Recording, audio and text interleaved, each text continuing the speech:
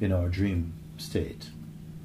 In the dream state in the time of experience was our waking state in that moment. We were experiencing the dream in a state of wakefulness. But we don't think it's a dream. It feels completely natural and real for us. No? Yeah. Only when you wake up from the dream, then you recall it as a dream. But when it's going on, you don't refer to it as a dream.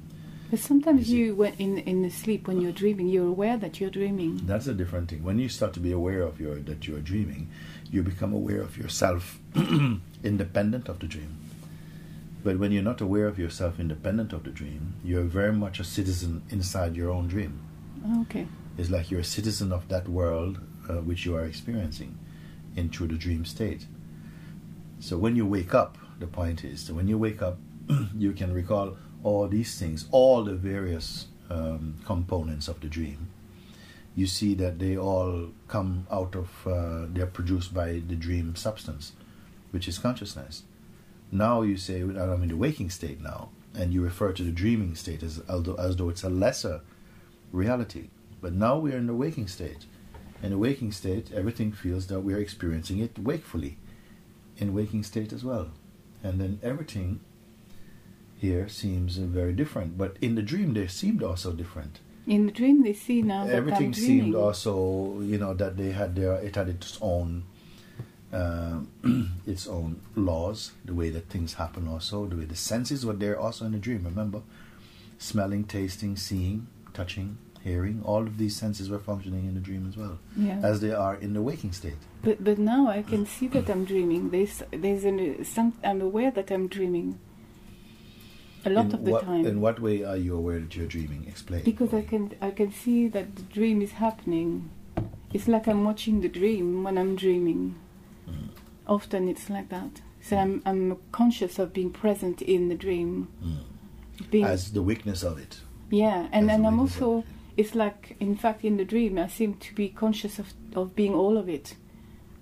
That's happened, and I see that I'm all the different characters playing the different roles. That's happened. And that is a continuous perception that you are like this? Not always in the dream, no. Sometimes in the dream. When you say dream, what are you referring to now? The past state in the night when you're sleeping, or you're talking about this waking state? No, I was talking about the sleeping dreaming state. The sleeping dream. Yeah. And you have that experience occasionally. Yeah. Where you're conscious of yourself perceiving the dream. Yeah. And in the waking state, like now, sometimes it's clear that there's just this emptiness, and then, like darshan happens in this emptiness.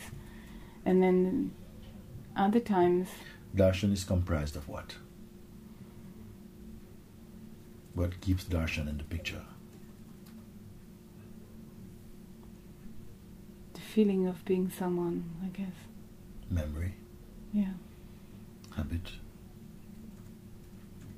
Also. But all these memories and habits, they're still resting upon the sense of being. You see, our most profound and pronounced experience is of the beingness. And with the adding on to the beingness of the memory and the conditioning, identity and so on. But they cannot exist independent of the being. Of the being. The beingness is the most make up the most of it. The conditioning and so on, is really the memory. But the memory by itself has no life. It only has life because the beingness supplies the energy for memory to be available. Yes, we create our own So it's not suffering. that the memory is, it's combined with the beingness, and it's the beingness that we love, actually. We are experiencing ourselves as beingness when the body and consciousness is present, We, the Absolute, experience ourselves as the beingness, as the sense of presence, as the witness. They're all synonymous terms, for the same one. The manifest reality, you may call it like that. So why do we create our own suffering by identifying with conditioning? We don't create our suffering deliberately. You don't create suffering deliberately, intentionally. You see. And... So I don't know how to tackle this question from you, what you intend to be saying, because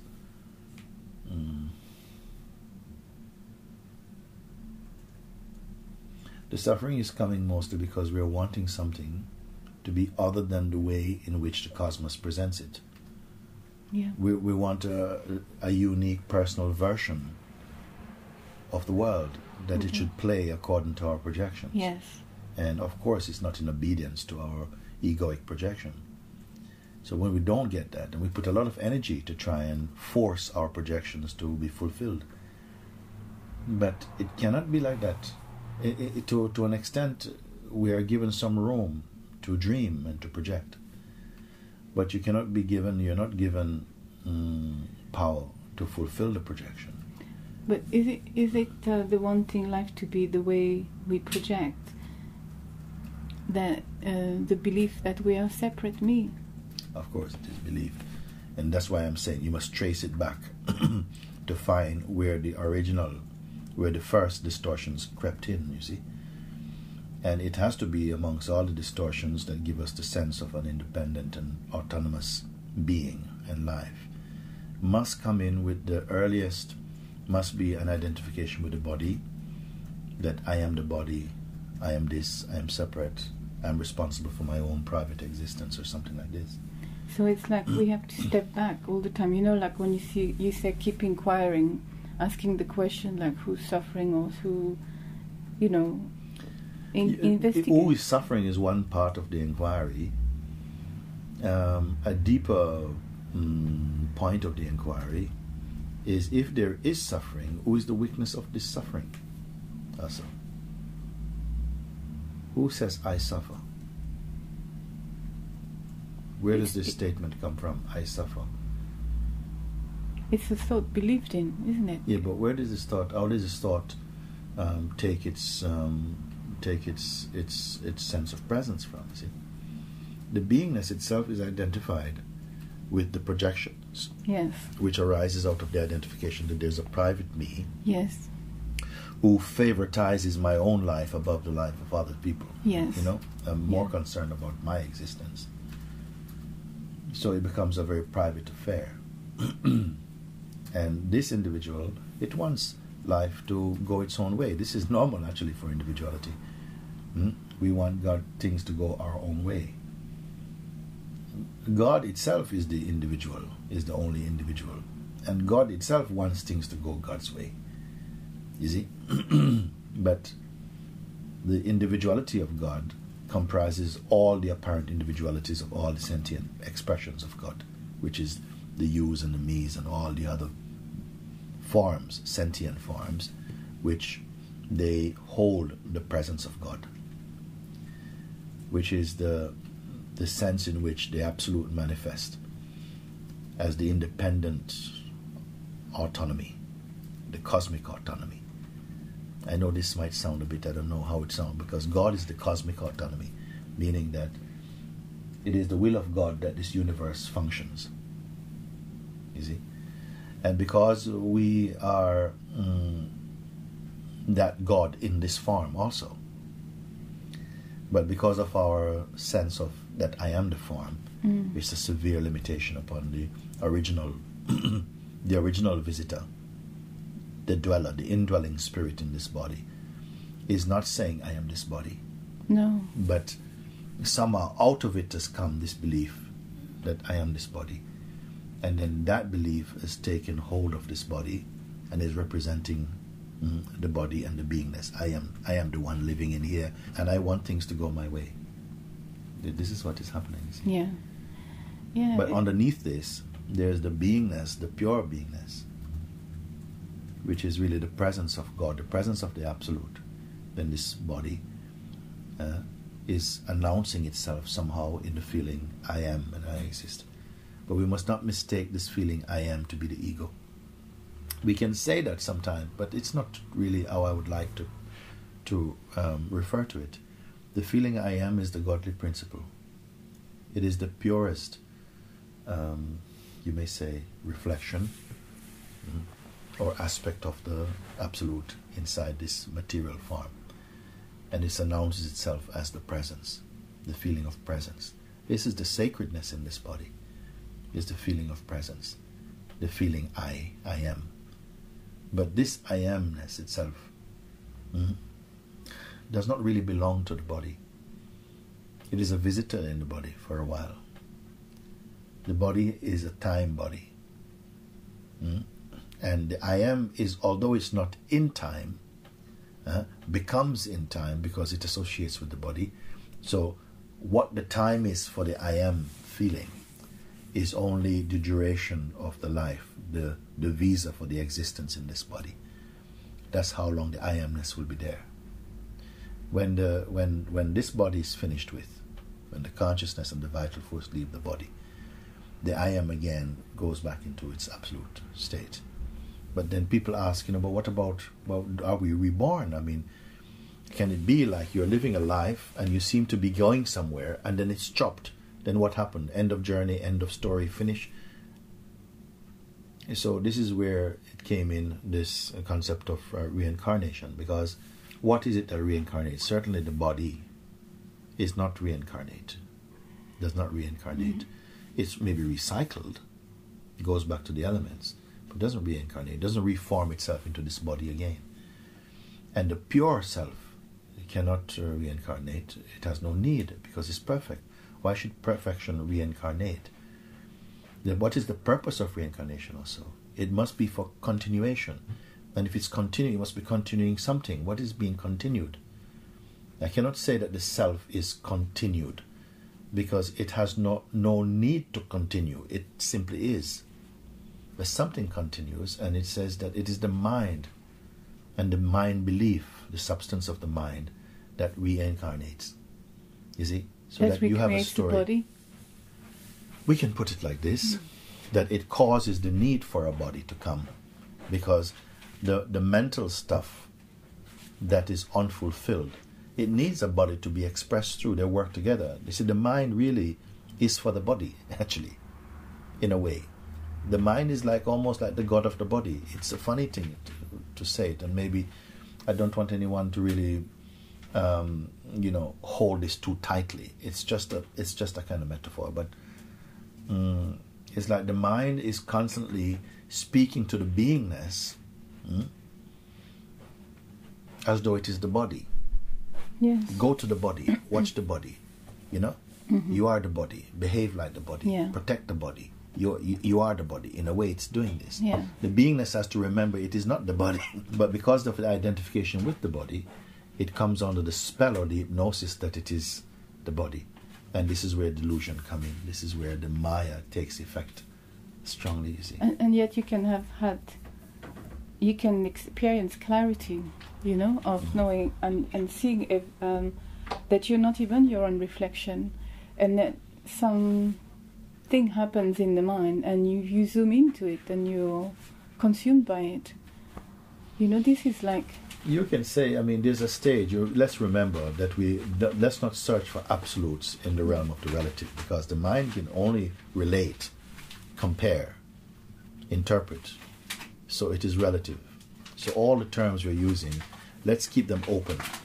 Don't close any of your terms or your concepts, because then you make them to be like an absolute, and they're not an absolute. They're only pointing to something. And depending where you are, your pointing will be in a different direction. So don't take them like absolutes. They're just indicators. You see? You said the other day that feelings, feelings are just feelings. Then I'm seeing that feelings, what I'm noticing is feelings, they're mind.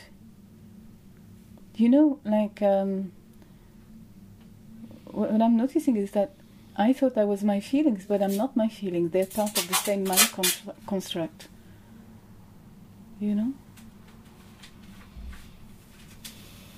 All of these, whether you call them thoughts, actions, feelings, sensations, emotions, they occur inside the beingness on account of the body.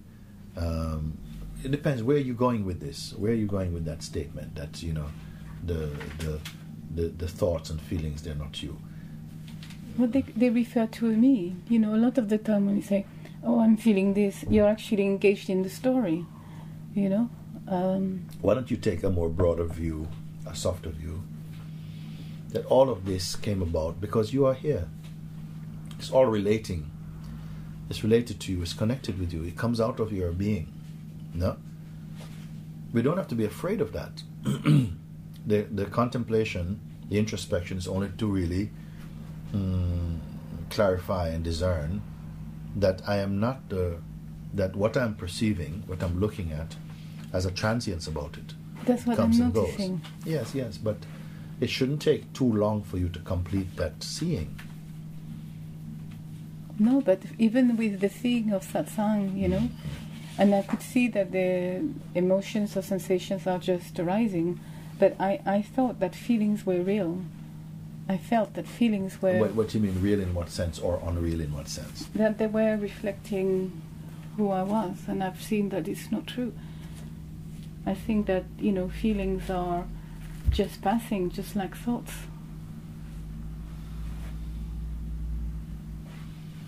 It is true. It is, everything is passing. That aspect of ourself that manifests as feelings and emotion, thought, senses. There are aspects of yourself, but they are what you may call they belong to the limited. They're limited. Yeah. And they manifest, and then they appear and then they disappear. So that's all you need to know, that they're not constant and they're not really eternal in themselves. But they are watched from in and from a space, maybe an intelligence you can call, which you call yourself naturally, which is not bound up in those concepts. You know, so they come and pass. And that's it. These are very quiet, peaceful seeings. We're seeing them, and you know that you remain. You're the one that remain.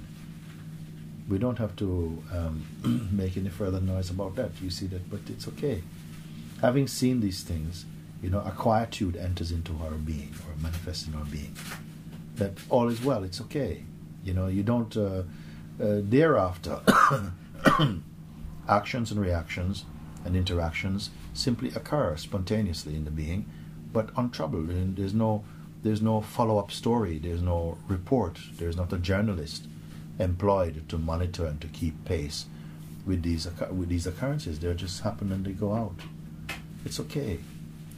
I am more concerned, if I want to use the word concerned, more reminding you that you are the peace that remain before, during, and after the occurrence of any apparent event. You're just here. Pay attention to that. Be with that. Don't be in the noise of reporting about that which is passing. This is something that I feel is important not to point out. And so you don't always have to be up there in the calculating noise of the mind. You're simply here. Just like when you're inside your house, it's raining outside, there's thunder and lightning, but you're not so concerned about it. You're home. It's not. You don't have to take your umbrella out. You're inside your home. You're fine. You don't have to be going, oh my God, I wonder if. No, just you relax. Let everything is just happening. I don't know if that's the best example, because I don't want to give the impression that we have to be tucked up in bed and safe. No, everywhere we are. I'm not feeling that from listening to what you said. Yeah. It's just to remember that you are the peace, and that whatever happens. And not just only to remember, but in this remembering, it's like you are the peace. Not just remembering you are the peace. You are that peace. Yeah, and you are at peace. In what you said, I feel like something fell off. Yes. Know? Yeah. Yes, because otherwise you have to remember that the mind can take the form of assessing and working through processes to prolong, the potency of seeing. So that we keep on being at the job of trying to find the self. And it keeps us in the loop. But we are here. We are just here. What can it be, the noise of the mind, when real seeing happens? It's nothing at all. You just leave it, you see, but it's nothing to report. No comment. Nothing to report. Simply you are, you know. What I don't want to encourage is this making a kind of grand statements about the sense of being. It's not making any big statement about itself. It's simply here. It is simply this. And knowing being this, the rebellious mind, the delusive mind, really doesn't have a leg to stand on. It doesn't have that power. It seems like it loses it vanishes. Its influence is weakened, you see, because who is there for it to influence now? You see, the attention of the beingness is not going anymore to the mind because it's already looked.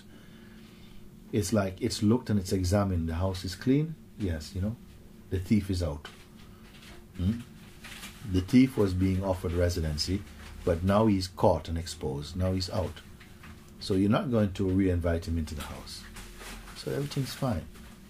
And that's amazing how swiftly, you know, in you saying your peace. Yes. You know, you just said your peace and the whole thing fell off. Yes. You are at peace. Thank you. You see, indivisible and effortless. That's so amazing. Very good. And such a joy each time that recognition confirms itself, no? It's it. There's a stop to it. There's a, you know, it's not ongoing scratching. No, something simply subsides or drops away. And only this thing now has revealed itself. The peace has revealed itself. I am here, I am here, I am you, I am this. We're one thing. I'm a rabbit, Mooji. No. As I said, you're out of peace.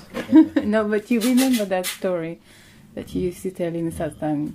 Are you a rabbit or a rhino? Oh, yeah. You know, and the rabbit gets shot in one go. Yeah, it was like that.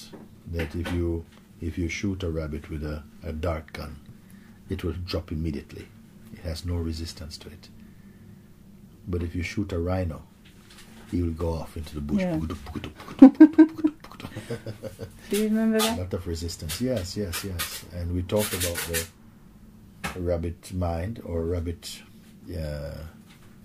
ego and the rhino ego. The rabbit ego is much more humble. There's not much resistance. When he's hit by the dart gun of truth, he falls immediately, you see. He succumbs immediately. But the rhino ego, when you hit him with the truth, he goes galloping. He's not going to fall, you see. A lot of resistance. And some people like this, it's such a good example because some people like that, when they have the first dose of really recognition or truth, or they hear it even, you know, big resistance come and they run off. They don't come back for a while. They don't come off. But if that point, if the dart has really entered, you know, then it's just a question of time.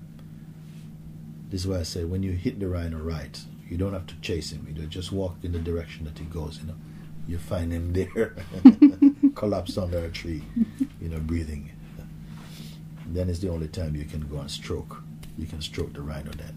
Say, Mr. Rhino, why you run so much? You know? He cannot do it from himself. He cannot surrender from himself. A mightier power, the grace has to hit him. Some people like that. It's like once they hear what is true, they can't fight anymore. They just succumb. And then the grace comes up. It's like the sap rises up.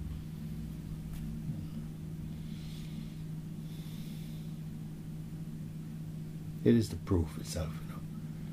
When we discuss these things, how immediately it's like the flow of the life force, the joy of being is released again, that this is the direction for the real and lasting happiness for all human beings, all sentient beings, just to know themselves. Because what have we done in talking about these things? We have not built any houses. We have not made any task, any work out of it. We've simply looked, examined. No, you said your piece. Yes. And somehow it was heard and felt within the being. And it pushed everything else away.